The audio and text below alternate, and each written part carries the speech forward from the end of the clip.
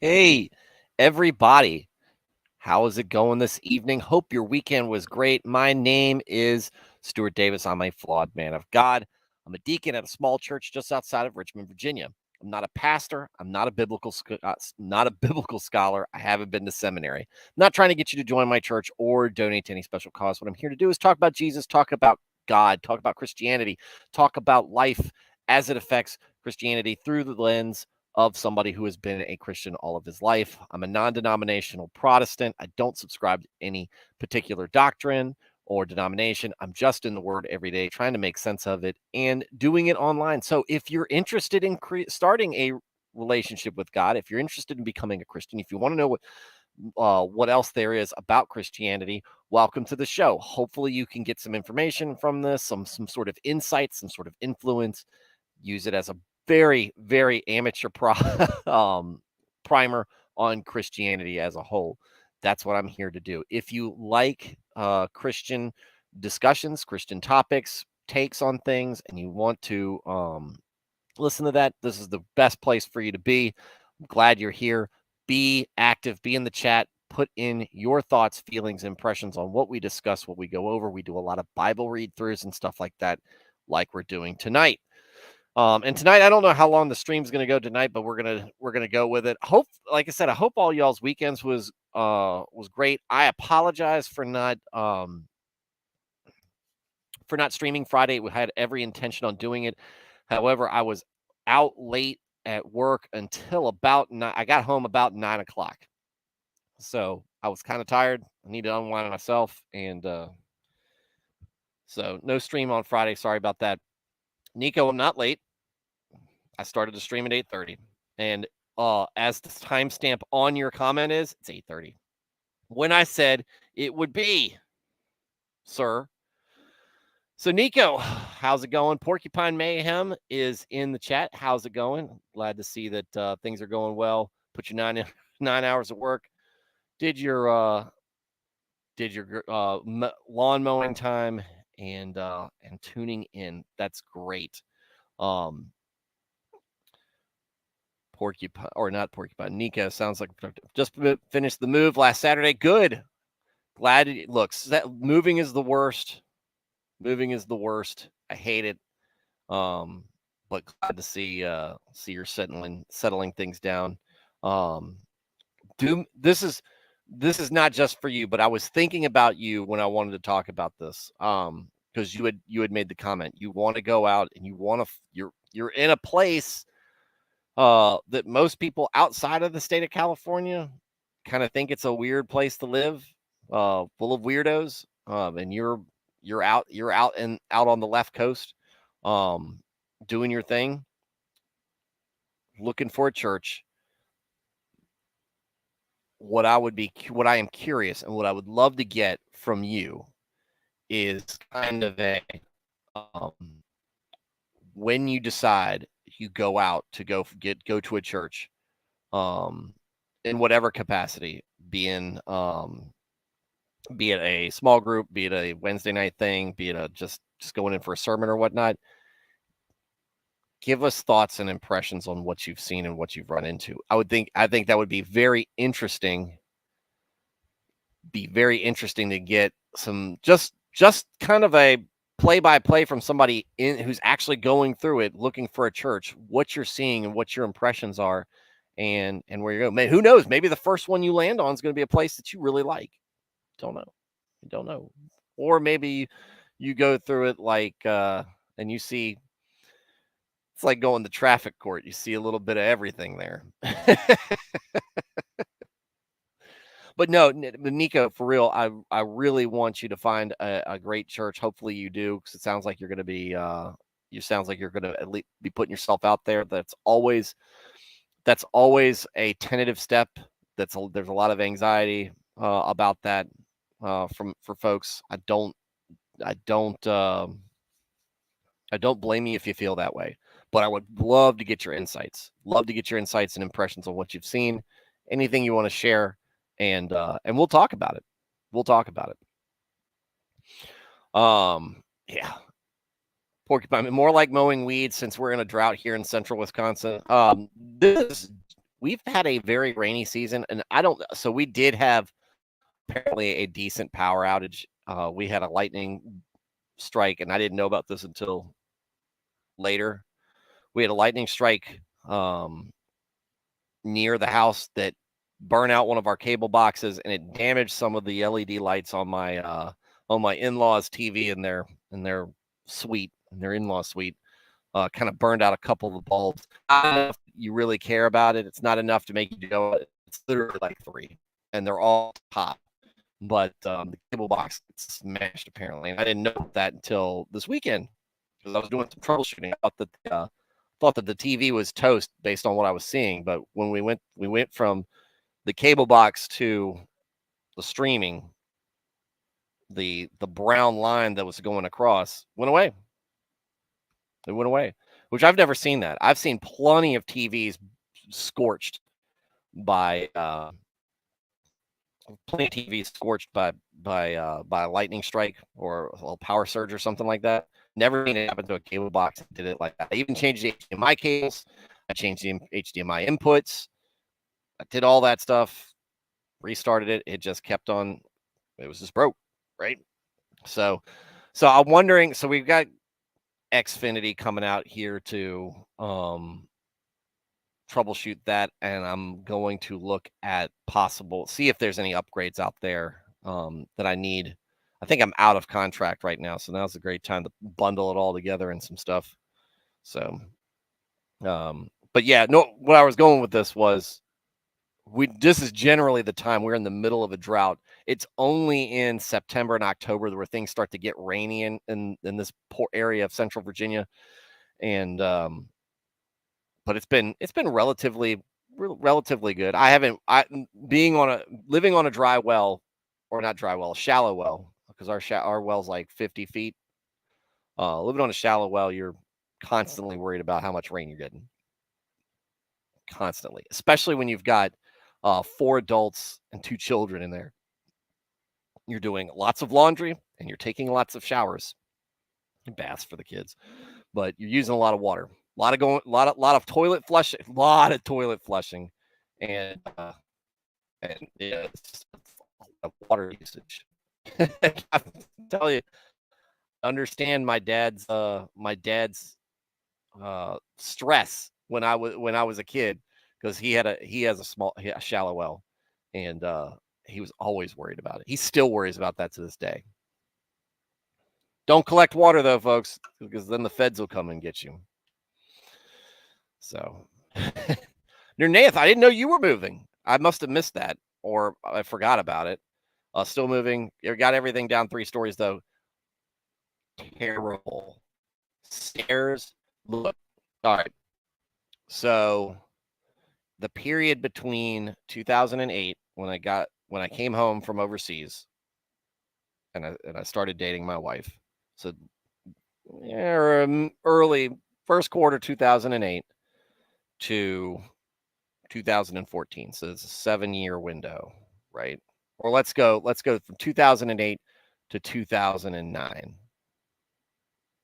No, wait, hold on. I got back for quarter 2007. 2007 to 2009 when I moved into my first house. I moved out of my parents' house because I had all my stuff there and I was settling in from getting home overseas, to a friend's house. Moved out of there to move in to another place. Then from there, moved into a condo. From condo, I moved into the house. And I have a lot of stuff. I have a lot of stuff, a lot of junk, a lot of worthless stuff. I'm not saying I got a bunch of nice stuff. I got stuff that I have that I want to be comfortable in my area. When I've got my paperback books and and all my tchotchkes that you see back there, stuff like that. When we moved in, and it was a lot of 3rd floor, a lot of going upstairs. And when we moved into our house, our first house, everything had to go up a significant amount of stairs just to get into the house because it was on a hill, right? But it wasn't easy to go up, so you couldn't just take the hill up. It was actually easier to go up the stairs. I told my wife, I was like, I'm never moving. I was like, I'm never moving myself. From here on out, we're hiring movers, and we have moved twice since then, and I have not done any moving. And I've seen some movers are impressive. Like a good set of movers are impressive. Seen some feats of strength. It's crazy. So, so that's where we're at. Like I said, sorry I wasn't here on Friday. I wanted to stream every day last week, and it was just 9 o'clock. I was like, it's just not gonna happen. It's not gonna happen. So there you go. I finished Wheel of Time. And too bad Wild Weave's not here. I wanted to say I started reading Musashi. I started reading the book about Miyamoto Musashi that a buddy of mine read. That had been on my list. It was one I wanted to read. So, man, because I'm on the road, I listen to it in audio form. Look, the Bible is 65 hours. The Bible is a 65-hour audiobook. This is a 56-hour book. That's bigger than any of the Game of Thrones books. That might be bigger than Atlas Shrugged. About one dude's life. Amazing. But they're all heathens. they're all heathen spirit worshippers. So there's supposed to be some Christianity in there, some Christian facets in there, because during the time where Miyamoto Musashi lived, it was right when missionaries were trying to, I think it was like their second push to get some sort of foothold in Japan. Blaine would be great. Yeah, Blaine's another person who probably would appreciate that. Weebs, bunch of weebs.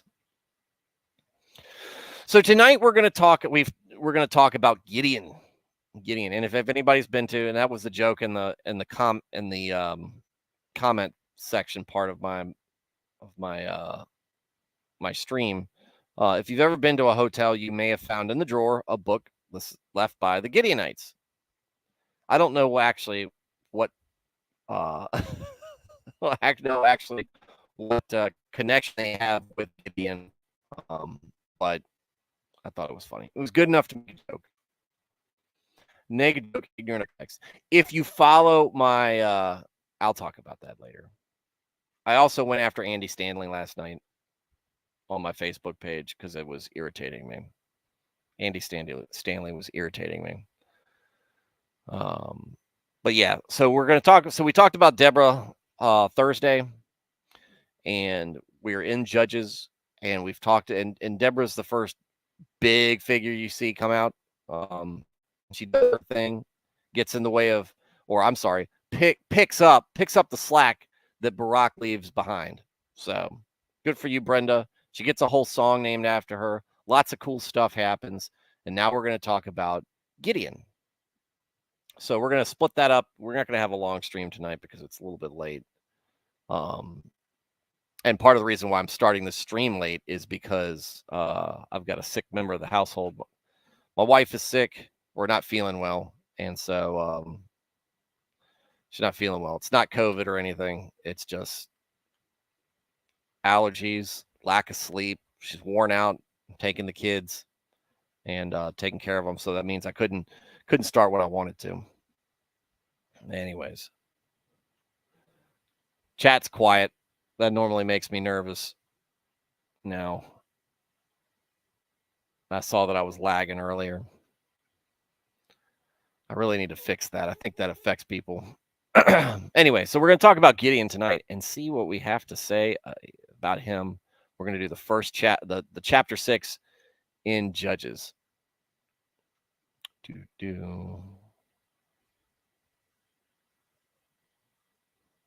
Something anime. Internet just building a table, just building a table, just doing man things.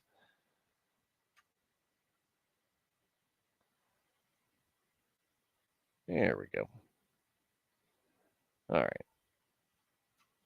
Feeling cute. Might hang pictures later. Dude, I got one of those laser levels for that. Oh, so great.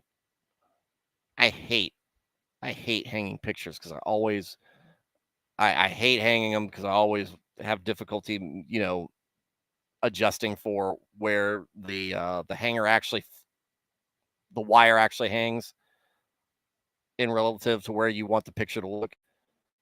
That laser level has helped ridiculous amounts, and not in many facets. All right, Judges 6, Gideon. And how do we start chapters in Judges?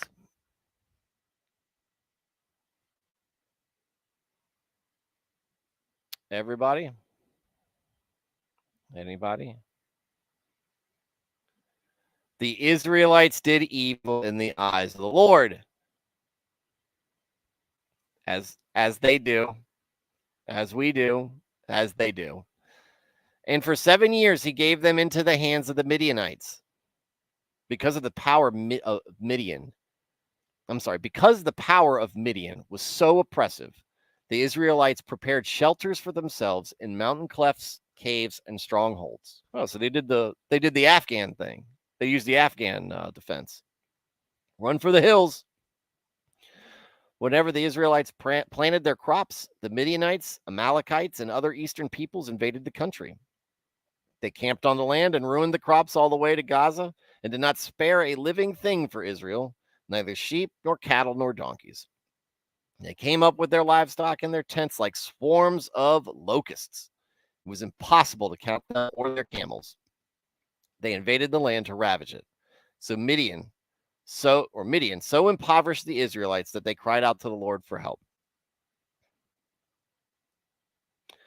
This is part of the irritating thing, but again, it's a very real thing. Midian so impoverished the Israelites that they cried out to the Lord for help. They weren't crying for help for anything from the Lord about righteousness. They were calling out for it because they were being oppressed. Doesn't sound like they're very sorry. Though the Israelites can shock you sometimes with coming out with very do things that are very good and very wholesome or very showing real contrition. It just doesn't sound like it in this point. But the Midianites are ruining their day, keying on their crops. They're killing their donkeys and chasing them into the hills. When the Israelites cried out to the Lord because of Midian, he sent them a prophet who said, "This is what the Lord, the God of Israel, says." And you'll hear this. You'll know it's God because of this. I brought you up out of Egypt, out of the land of slavery. I rescued you from the hands of the Egyptians, and I delivered you from the hand of all your oppressors. I drove them out before you and gave you their land. I said to you, I am the Lord your God. Do not worship the gods of the Amorites in whose land you live. But you have not listened to me. Because, go right back up to the beginning of Gideon of chapter 6, chapter 4, chapter 3, verse 7, chapter 3, verse 12, and then chapter 3:31, it's implied. Again, the Israelite, the evil in the sight of the Lord.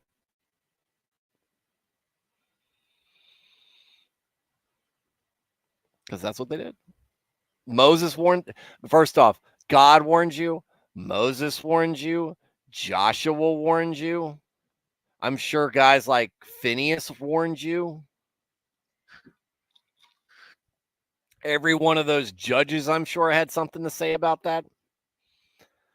But what do they know, right? They only do everything for you. The angel of the Lord, who many believe is Jesus, came and sat down under the oak in Ophrah that belonged to Joash the Abiezrite, where his son Gideon was threshing wheat in a winepress to keep it from the Midianites. when the angel of the Lord, so basically they're doing things to cover up what they're doing. If I put it in the wine press, it's not going to look like, yeah, it's just.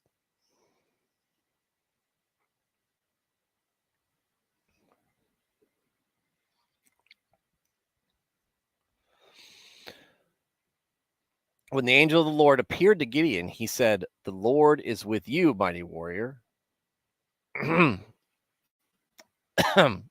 Pardon me, my Lord? I love that. Pardon me, my Lord, Gideon replied. But if the Lord is with us, why has all this happened to us? Where are all his wonders that our ancestors told us about when they said, "Did not the Lord bring us up out of Egypt? But now the Lord has abandoned us and given us into the hand of Midian."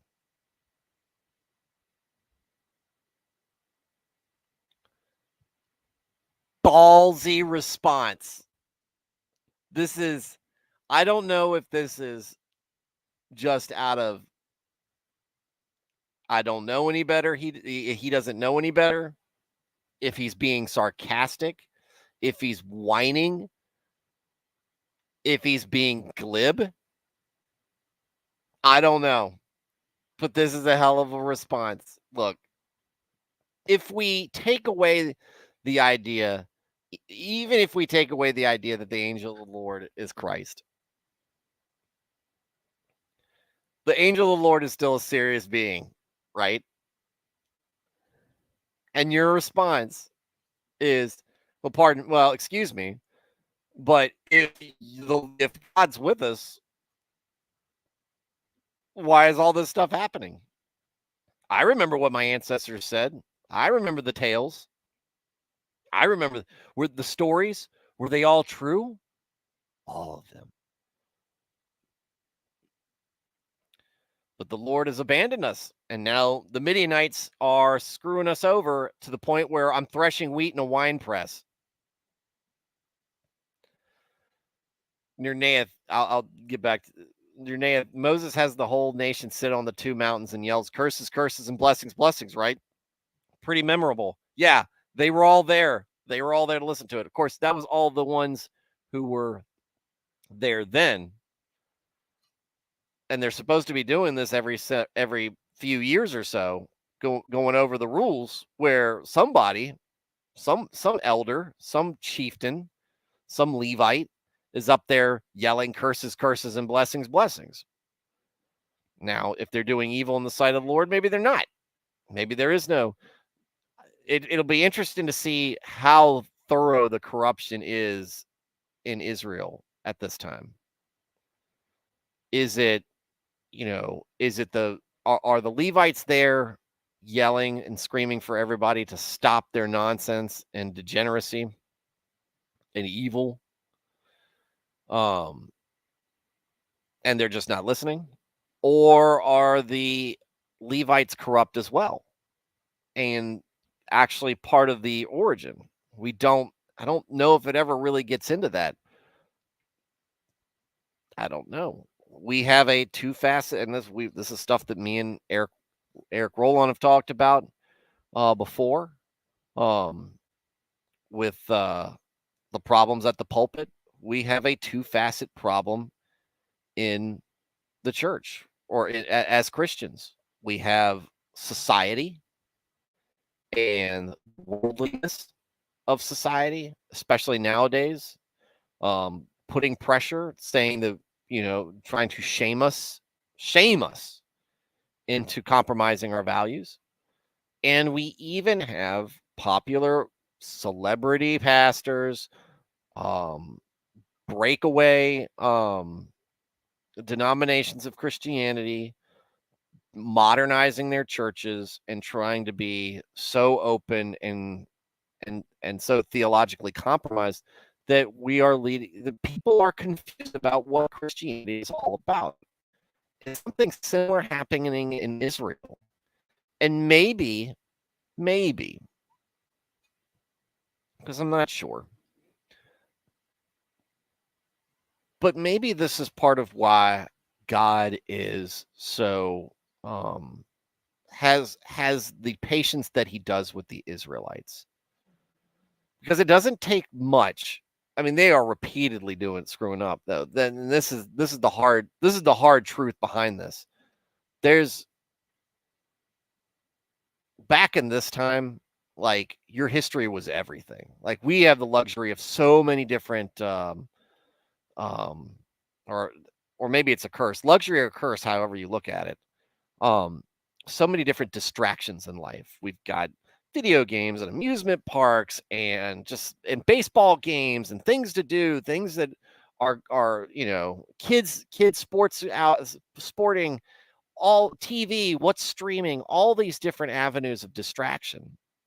I don't have that back then. It's a lot of work, and it's a lot of learning about your history, learning and remembering what your ancestors did. They are not, in every one of these cases, they are not that far removed from great acts and great acts of God and great heroes of the in their culture. And so why aren't they using that as a touchstone to understand what they're supposed to be doing? I don't know. Does it have a lot to do with letting the Canaanites and other pagans live among them after they were told to wipe them out? Don't know. We don't know exactly what's causing it. What we do know is that it's repetitive. But one of the things that I struggle with, that I feel so so much pity for, are people who are their first interaction with church is with a church denomination that is going to tell them all these things are the sinful behavior, all these attitudes are okay when they're not, and it's just not true. And so when they're told that there's no judgment, it's all love, that's all this, everything you do is okay because God loves you anyway, and they're set up with that expectation. And yet when you meet up with somebody who is pretty fundamentally understanding of what the Bible is all about, what God's desires for us are all about, even if they're doing it coming from a place of humility, that person goes, man, this guy's just full of judgment and hate. I'm saying that as part of a sheepish person, somebody who's easily swayed, who easily buys in and doesn't do a whole lot of research on their own. I think people, and I think that's why you see these places like the United Methodist Church and the ELCA dwindling numbers. Their numbers are dwindling. Whereas when you look at like the global Anglicans, the global Methodist Church, they're growing in size because they're holding fast to their fundamentals on things. And the unfortunate thing that this is all surrounding something that is pretty clear in the Bible on what is right and what is wrong. And it's not a thing about it's not a thing about whether there should be punitive action against people who sin in this way. It's about whether it's right or wrong to begin with, because I think that people just don't want to feel like they're not doing something right that they want to do. They don't want to feel guilty about something. That's all I can come up with. I'm not a person who tries to hide from what's right and wrong. When I do something, there are things that I do that I shouldn't, and I understand that. I don't try to argue that my actions are right or are justified. I might not address it directly, but at the end of the day, I'm praying to God, and I'm not going to expect the church, God, or anybody to just say what I've done that I know was wrong is okay, and I'm not going to believe them about it. I don't know how other people are, and I don't know if that makes any sense. It's just a difficult thing, and when you're being led wrong, if the Levites in these cases are compromised, that might be why the Israelites go the way that they do so fast. And that might be why God gives them as much grace as he does, or maybe it's just because he's full of grace. I mean, look, God's got infinite amounts of patience. Everybody talks about how mean God is in the Old Testament. He's really not. He makes some examples out of people once or twice over several centuries. But other than that, it's a lot of people testing his patience, which we do on a constant basis. But you got to remember that covenant was different from what we have. But the expectations are still there. The punishments are different now. There is no the punishments are different.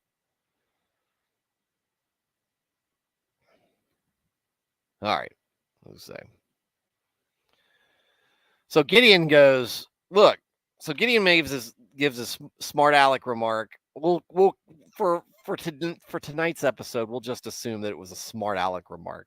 Oh, really? God's with us? Well, that's funny because the last time I checked, we were getting our tails kicked by the Midianites, and I'd heard all these old tales about how all these great feats that God did when he's on our side. Doesn't sound like he's on our side right now. Sounds like we don't have God.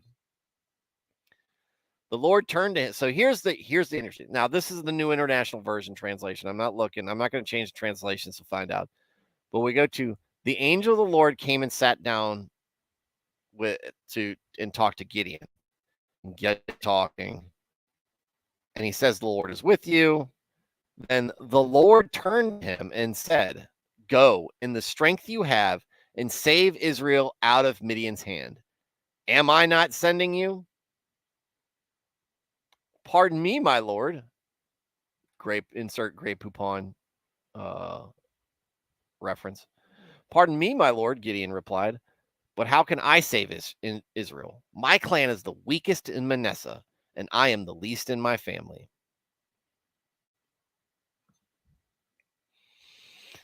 The Lord answered, I will be with you, and you will strike down all the Midianites, leaving none alive. Gideon replied, if now I have found favor in your eyes, give me a sign that it is really you talking to me. Please do not go away until I come back and bring my offering and set it before you. And the Lord said, I will wait until you return. I don't know where he is. This is one of those things is where does he get off? Like he is testing God. Pardon me. I didn't see all this. I don't see all your support right now. God says, go with what you got right now. I'm sending you. Pardon me, but I don't think I can do that. I'm part of a tiny clan, and I am the least in my family. How am I going to save the entire nation of Israel? And then the Lord answers, I will be with you, and you will strike down all the Midianites. And Gideon responded, I need to know it's a sign to know this is really you. But sometimes don't we ask for signs from God? Pray for a sign. Give me something. Communicate to me somehow. Let me know where you want to send me. But I like, and might be what God, and maybe he saw an expression on the angel of the Lord's face or on the Lord's face talking to him. He saw something. But don't go away yet. I just want to make a sacrifice. But this is interesting. Why is Gideon acting this way? It's a very curious case. Is he doing it out of self-consciousness? Is he doing it because there's a lot of false idol worship, and he really is God doesn't pick him because he's an ass. God picks him because he's a good guy. Maybe a little sarcastic.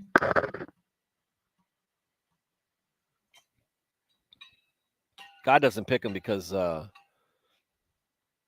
he's a man full of evil. But is Gideon worried that maybe he's being spoken to by a false god? Maybe he's being told to do something that will end in his ruin. Looks like the Reds just hit a home run.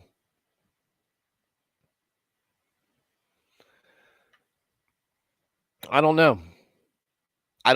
But man, this is awkward. This is awkward to watch because you're like, when's the hammer going to drop? If you're watching this in real time, if you don't already know what's going on with Gideon, you're like, man, what is he doing? Why is he asking any questions? Why is he questioning this? But he tells him, stay here. I'm going to come back and I'm going to bring my offering and set it before you. And the Lord said, I will wait until you return. The Lord's being patient. The Lord, as usual, being a dad. Gideon went inside, prepared a young goat, and from an ephah of flour he made bread without yeast, putting the meat in the basket and its broth in a pot. He brought them out and offered them under the oak.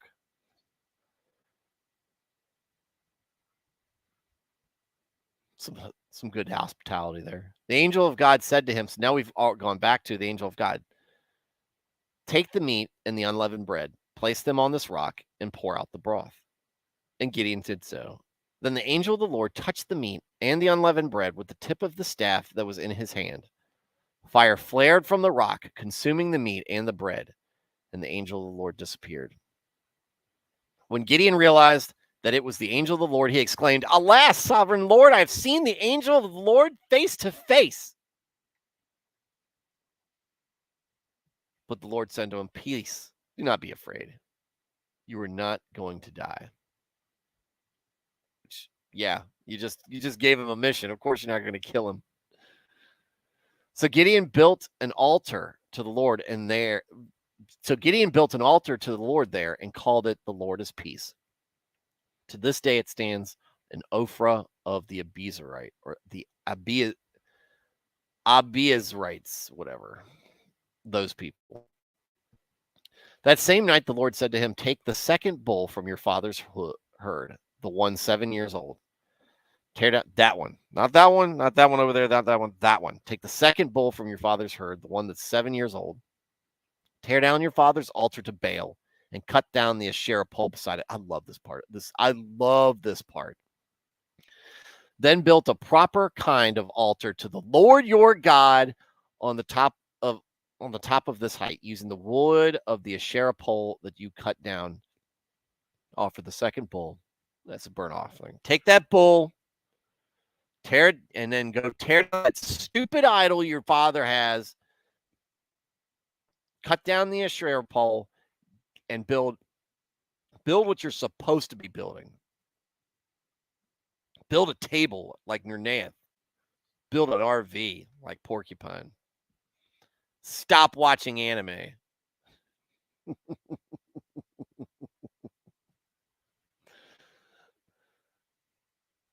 Offer that bull as an offering. So Gideon took 10 of his servants.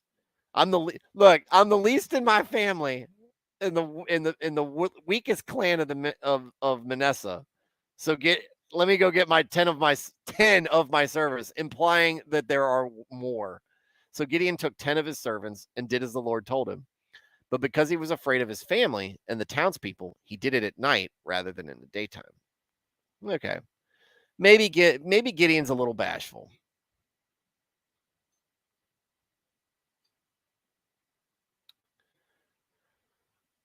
In the morning, when the people of the town got up, there was Baal's altar demolished, with the Asherah pole beside it cut down, and the second bull sacrificed on the newly built altar. Oh, he did all of it that night. Boom! At least he was busy. At least he didn't go, all right, we knocked down that stuff. Let's go home. We'll get through the stuff in the morning. No, they did. They worked through the night. What else happened at the night recently? Didn't something like this happen in Georgia? That's what should have happened with that stupid masonry or whatever mason stones that got blown up with all that stupid globalist nonsense on there.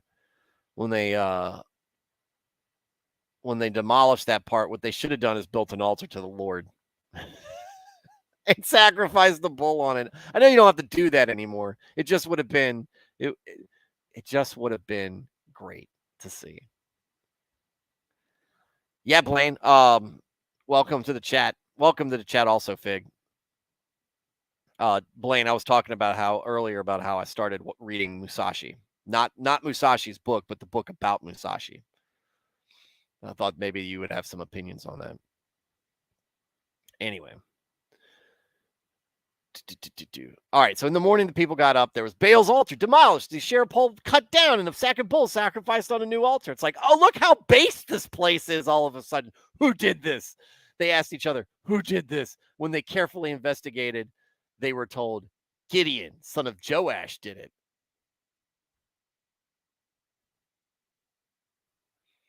The people of the town demanded of Joash, bring out your son. He must die because he has broken down Baal's altar and cut down the Asherah pole beside it. Oh, man, this is how we. All right, there you go. All right, first off,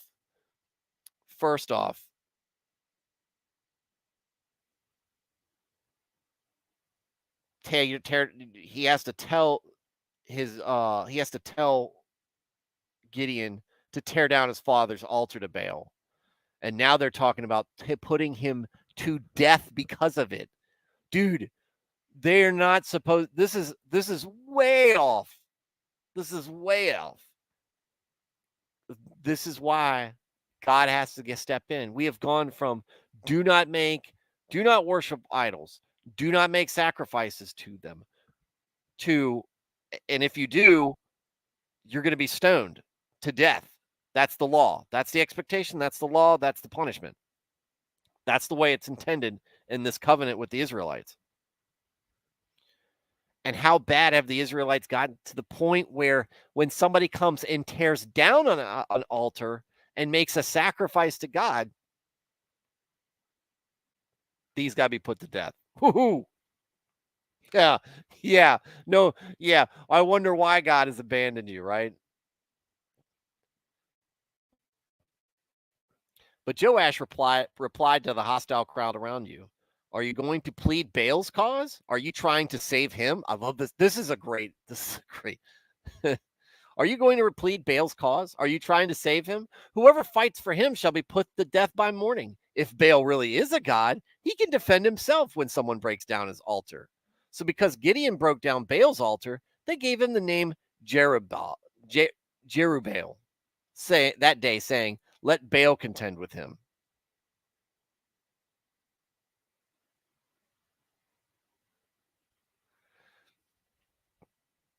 So there you go. So his dad goes, look, now his dad has this is his dad's altar.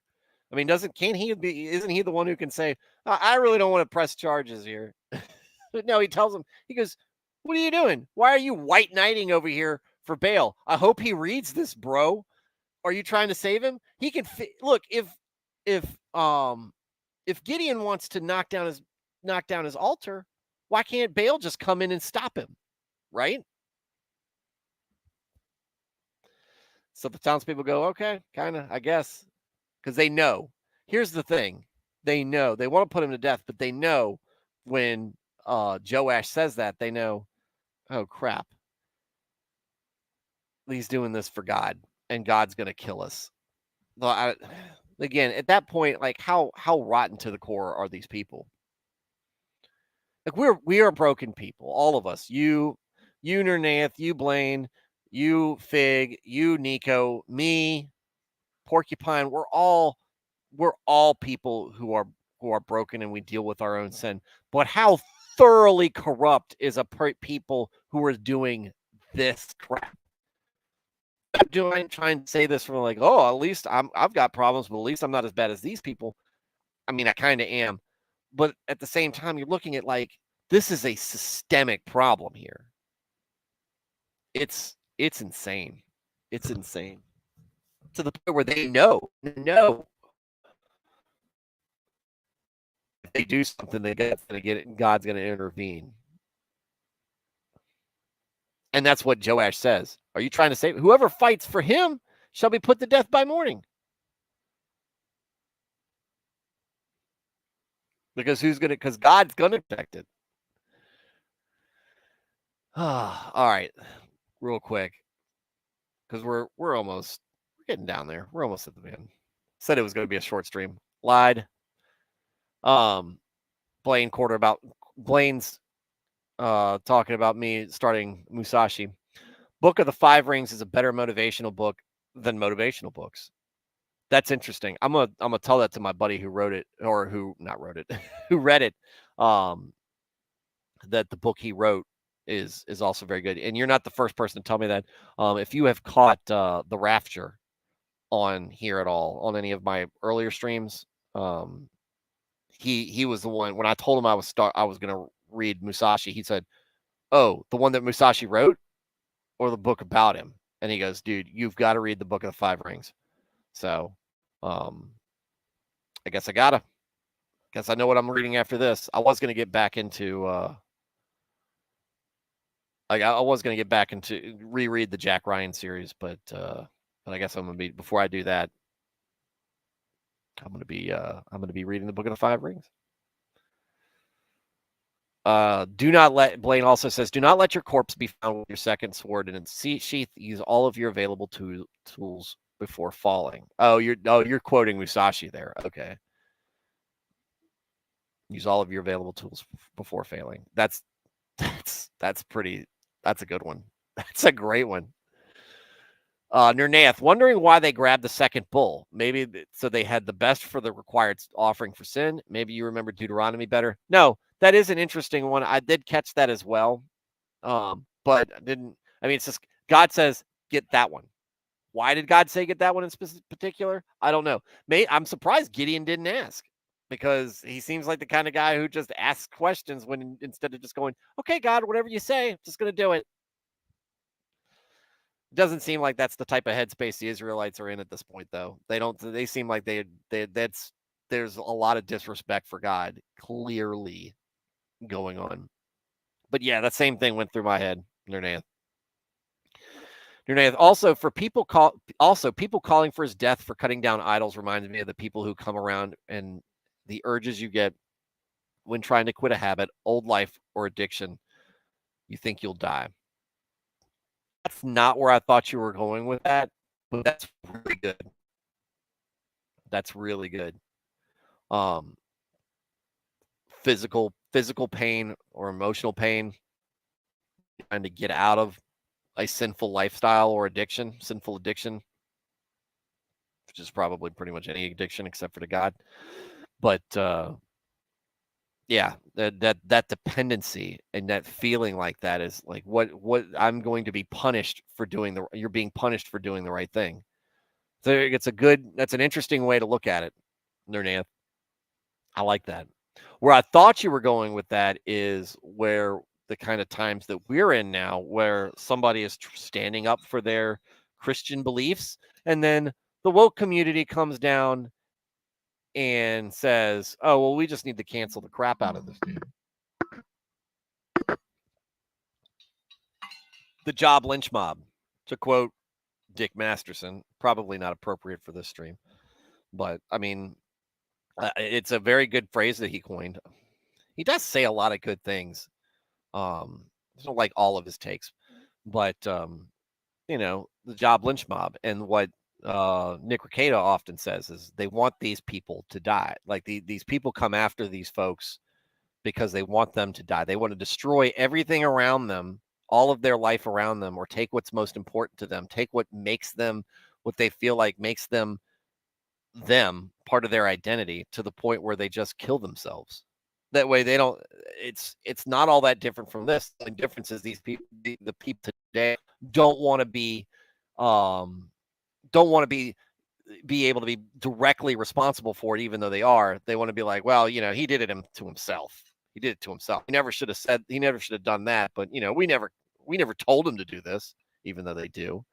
Some people want you done, want you gone, want you out of their life, and if that means taking you off of the planet, they're happy for that. They're happier for that. It's a sad thing. It's a sad thing. Just because you have an opinion, or just because you have a faith, and your faith is right. That's how threatened some people are by this, by righteousness, by expectations, by rules, by responsibility. It drives some people nuts. And I can't say that I don't, on to a lesser extent, that I don't do that stuff. Like I don't. My issue is I screw up, and I know better, And I'm not saying that what I'm doing is better or worse. It's just different. I know what my expectations are generally, and I screw up, and I continue to screw up. There are some people who they don't want to be held to any type of responsibility at all, so that they just keep screwing up, just like I'm screwing up, but without having to worry about any type of punitive action at the end of it, or accountability to it. So, yeah, that was a good one there, Nath. Nika throwing an amen in there. Fig saying, read it? Yes, I read it, not went to Reddit, which nobody should do. Blaine said, Gideon is a great picture of God's patience and justice in the same events. It's really Judges in general is a great picture of God's patience and justice in the same events. But Gideon's a touchstone. And he doesn't get a whole lot of play. Like, it's not a guy that a lot of people pull up. Like, you really haven't heard me mention Gideon at all until tonight, because I totally forgot of it. Okay, Predator.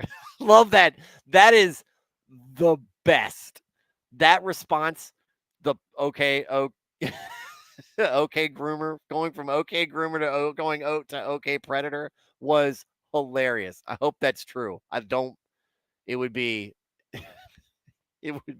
uncharacteristically funny of Reddit. Yes, they came up with it in less than a day after groomer was banned.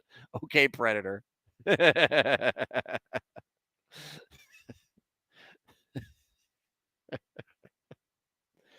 Because that's what Reddit is.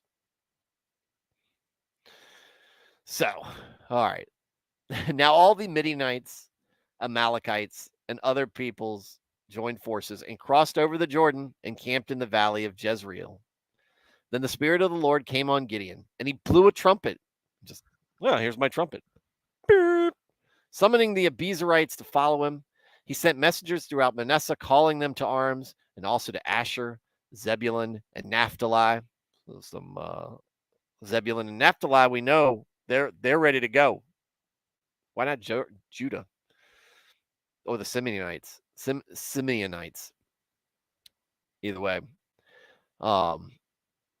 Asher's a new one to the group, and so that they too went up to meet him. Gideon said to God, "If you will save Israel by my hand, as you've promised, look, I will."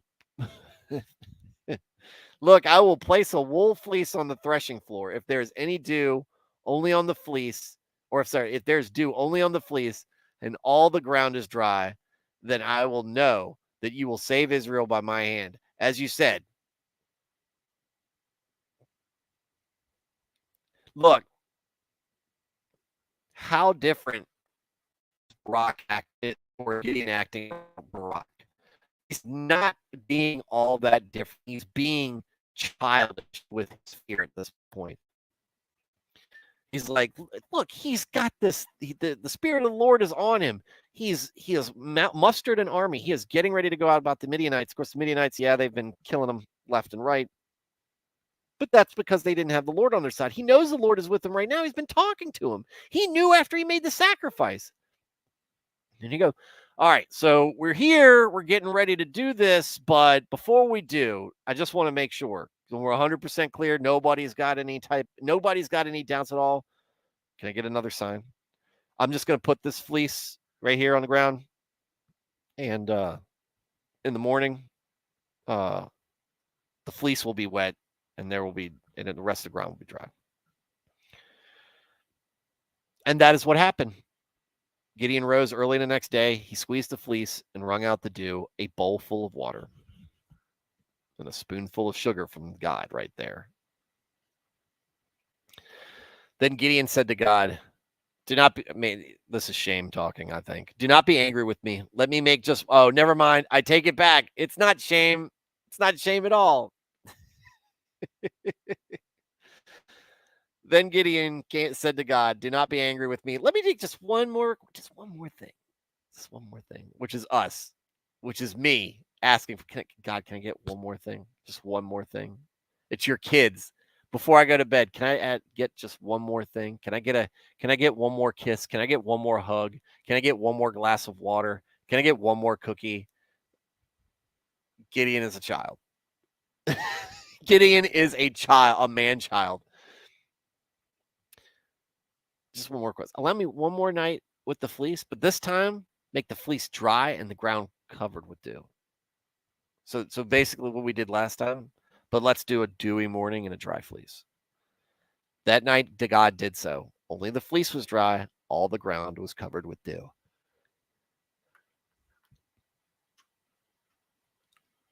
I want to know if you can hear God rolling his eyes throughout this chapter. Throughout this chapter. This is where we're going to stop for tonight because we're already an hour in. I had a feeling this was going to go long for some reason.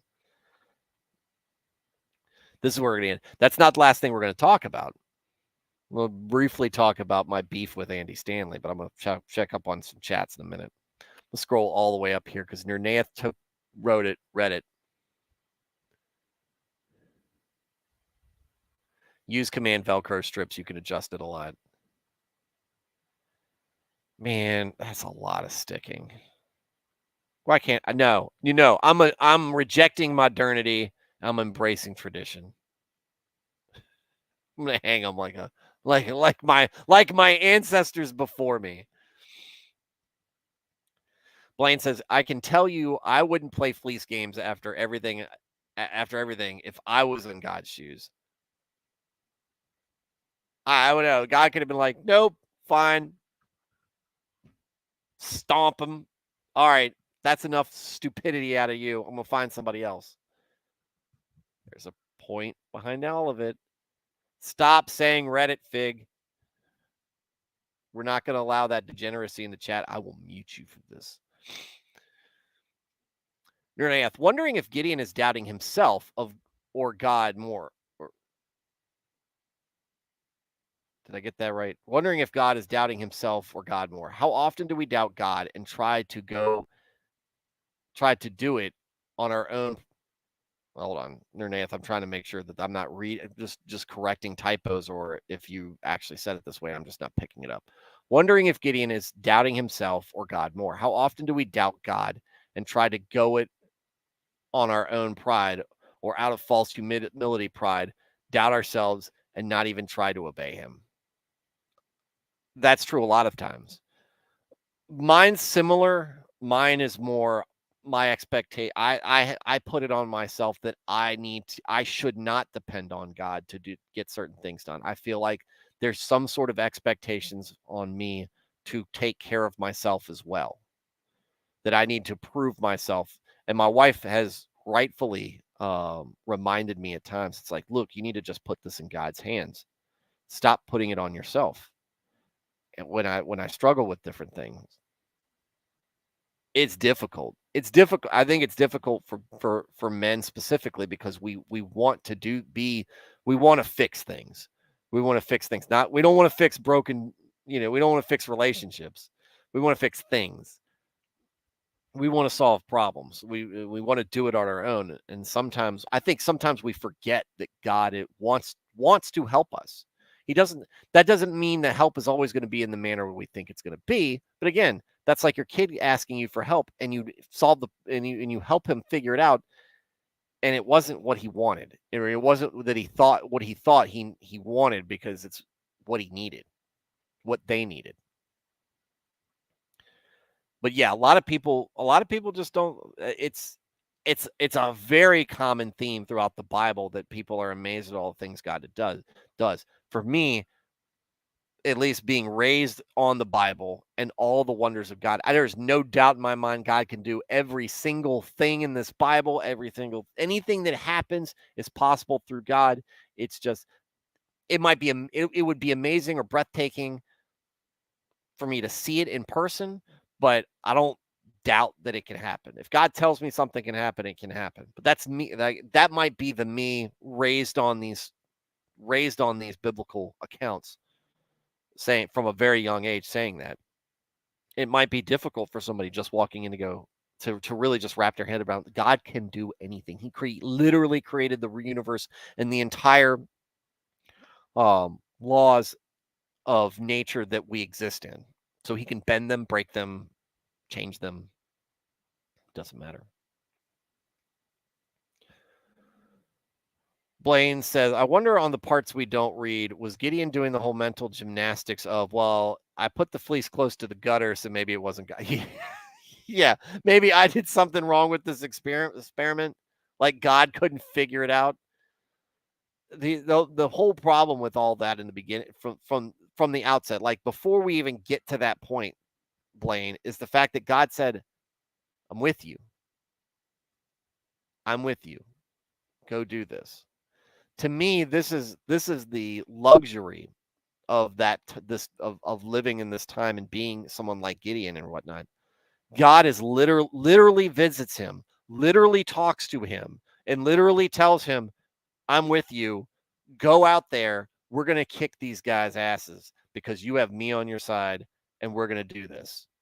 And and Gideon knows because he's paid attention to the stories of his ancestors, that he knows that God can do this. And yet he's still worried about it. That's difficult for me to swallow. We do this all on faith. We do this all in the faith that God has given us a Bible that we're reading through it. Of course, now we've got the entirety of the Bible. We have the assurance of salvation. There are pros and cons. There are benefits on both sides. But to me, it's much more harder for us to act on a leap of faith that God is out there and he is on our side than it is when God actually appears to you and go, hey, I'm right here. I'm here. Here's your sign. You asked for it. Psst. Go do this thing. It'll be okay. To me, that assurance right there is invaluable. At least how it applies to my personality. I feel like I would have thrived in that kind of in that kind of scenario. Maybe I wouldn't. Maybe I would have folded like anything, like origami. Maybe I would have folded like that. But I feel like if I'm there and I'm in that situation, yep, let's go do it. You told me. Let's go do it. But it's hard. It's hard to say we would do something different. And I think that's a part where me specifically need to humble myself and understand that maybe I'm not as if I'm put in the same scenario, maybe I don't act like I think I do. Like Peter, I'm not going to deny you, Jesus. You're going to deny me 3 times this night. And he does.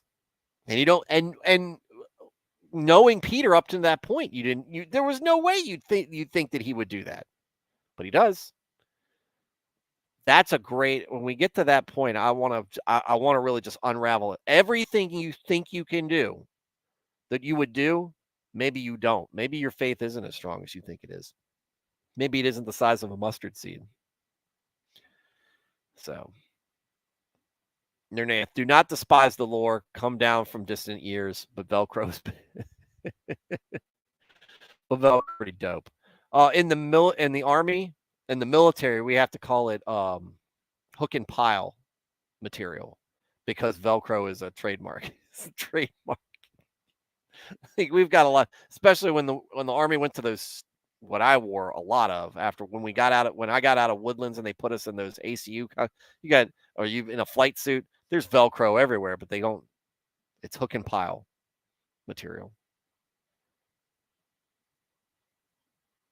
or hook and loop. I can't remember, but they couldn't call it Velcro. Stupid. We called it Velcro, but officially we couldn't call it Velcro. What's going on, Dresden? Welcome to the chat. Blaine said, I think self-doubt because he's so often saying, by my hand. It's a lot of doubt because he's testing God. He's testing God. He's testing God more than Moses did. Fig, I'm just pointing out what you said. You're taking my words out of context. Fig, you know it, I know it, and the American people know it.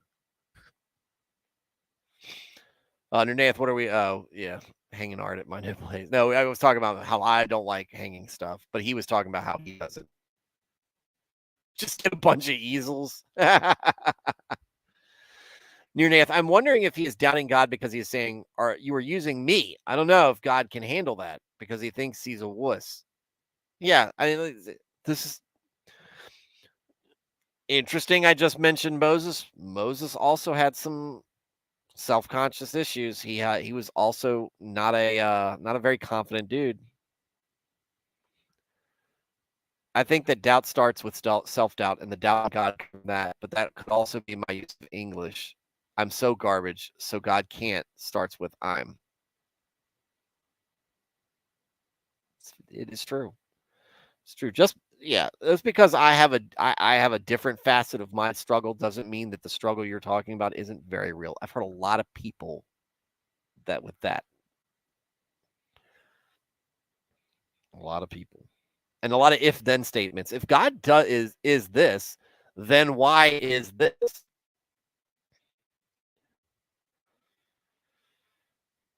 It does start with either way, it does start with self because humans are always the problem when dealing with the perfect God. True. Touche on that one, Nirnath. He continues talking to me directly, but we do have a Bible we can whip out anytime, anywhere. These people had to believe weird looking people who said God literally spoke to them must have sounded like magic.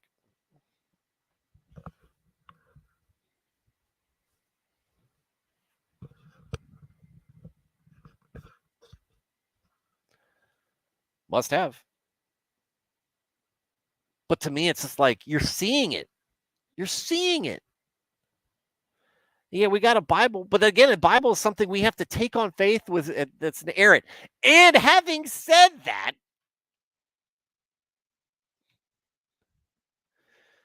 apparently, Andy Stanley has a problem with the idea that the Bible is inerrant. Because I saw something last night. I saw a mashup of Andy Stanley talking, and Andy Stanley is somebody whose um, stuff we have gone over in my own Sunday school. We have used some of his studies. But man, the more I get to know about this guy, the more I want to run away from whatever he's saying. We have to unhook from the Old Testament. The New Testament was what we're going. The Old Testament is not for Christians. Stop it. Stop it.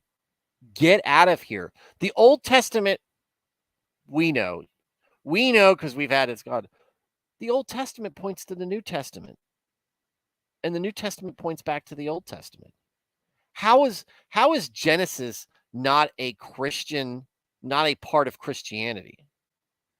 And so I hear him saying these things, and he was talking, and then the other thing was he was talking about the creeds and how creeds are like, oh well, they did the creeds, but they only did the creeds because the way they did because they were afraid of the emperor.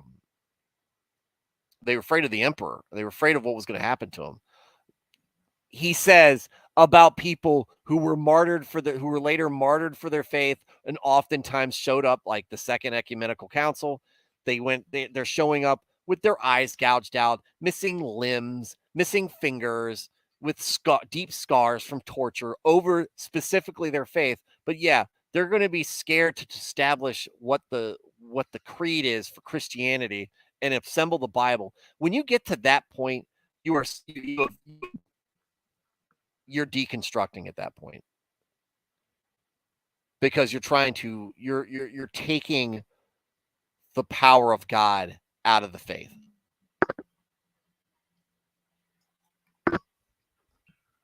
Whether you know it or not. And if anybody doesn't know who Andy Stanley is, he's a pastor at a mega church in Atlanta. His dad's a huge is a huge historical figure in the Southern Baptist Convention. And then you see a bunch of his stuff out there. And I don't like it. I don't like it.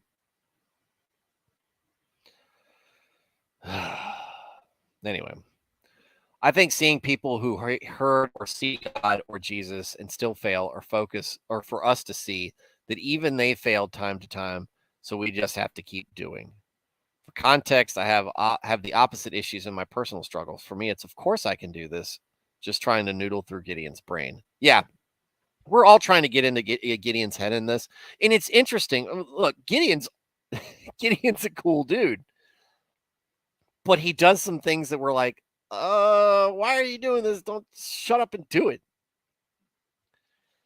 But it's the interesting thing that, to me, that's why, and I said this when I first started this, the Old Testament is so much more, has people, is about people who are so much more relatable to, because there's so many different situations that they find themselves in. The New Testament begins with the gospel and Jesus, and a you have the divine showing up and giving us wisdom, pieces of wisdom, and having things happen, and how we, and humbling us in many ways. But you're reacting to the Messiah, right? That's the Gospels. And then basically you're putting the church together and establishing rules for the church, and talking about different things that happens, and holding us accountable as ourselves accountable as Christians, to help us be better. We're not holding ourselves accountable to pass judgment on each other. We should be holding ourselves accountable to help us better serve God. The Old Testament, on the other hand, is just a very almost is episodic, of people getting into different situations, sometimes the same situations, but with different personalities and how they react to things. So many different people and aspects, versus, look, the gospel got basically mostly Paul and a few other guys writing the rest of the New Testament, which are a lot of letters. It's a lot of instruction and whatnot. Um, there's a lot of good. I'm not trying to take away what is good about the New Testament. What is unique about the Old Testament in comparison to the New Testament, in what I think is why I think it's so valuable, outside of the fact that, it's prophesizing and foreshadowing the arrival of Christ. But what we can get out of it from a day-to-day basis is how these people have reactions that you can probably say, I know somebody who would act like Gideon acted. I know somebody who would act like Moses acted. I know somebody who would act like this. I feel like I would act like this. And a good friend of the show, Billy Dyer, he gave a sermon at our church. He said, be careful not to put yourself as the hero in these accounts, because a lot of times maybe you're the bad guy. A little bit of humble pie there that he put in there. That was when he was talking about Joseph. Are you really Joseph? Are you really the persecuted one? Or are you one of his brothers who's jealous and does the wrong thing and then lies and tries to cover it up? Don't know.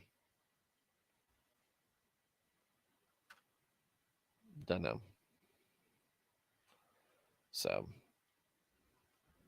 but that's I think that's real. So I went off. If you're not on Facebook, or if you're on Facebook and you want to get just a little bit more out of, it's not a ton more content. But I do post some things from time to time. Last night I did 2 different posts about my issues with Andy Stanley. And that dude needs a reality check. If people see how trashed and sick people get from overindulgence in the firewater, but people still go out and get wasted again. People don't always believe their lying eyes. Oh, I think one further on that, drunk driving. I think that that vehicular homicide it's vehicular homicide to kill somebody while you're drunk driving. It's premeditated murder. You know what you're going to do once you get into that car,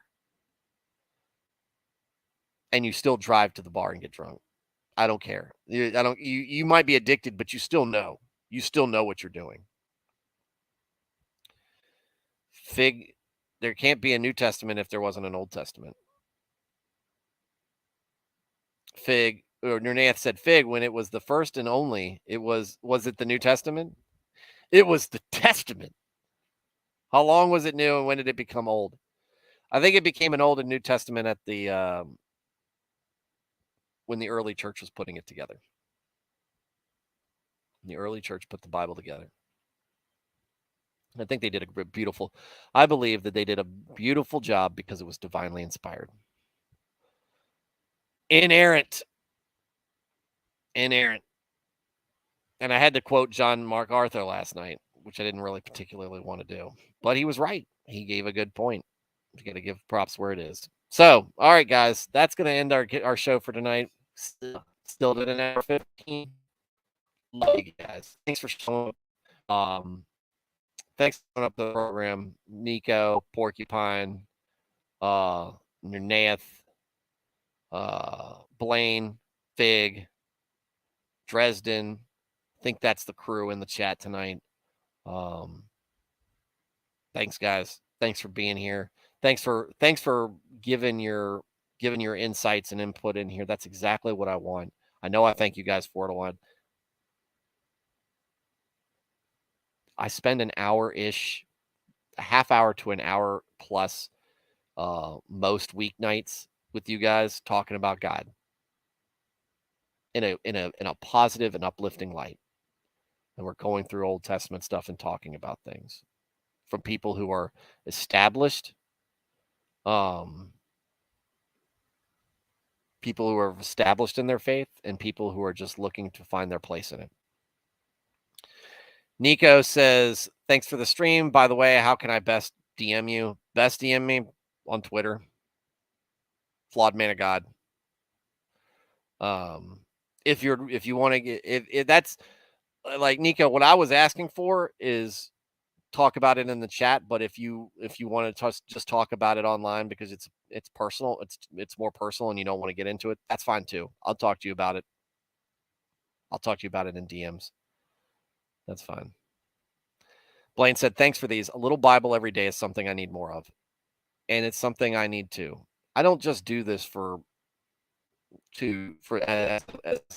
as a vehicle for discipleship. I do that, and it was why I started it. But what I learned very quickly on, this is good for me too. This is very good for me. This, folks, I'm not going to understand smoke signals. I also don't know Morse code. Dresden right below says Morse code. Me not keeping up with the chat. All right, guys, and any gals listening to this as well. Thank you. We'll go over yes, slide into the DMs, Nico. In the meantime, guys, we'll finish Gideon up tomorrow and go from there. Might not do anything Wednesday. Wednesday is a very special date for me, and but I still might. It just depends on how things shake out. But I don't mind cat pictures. I don't like pictures of people wearing cat ears. Cat videos, dude. The boomer in me, overjoyed to see funny cat videos all day long. All right. I got to get out of here. You guys have a great day. Good night and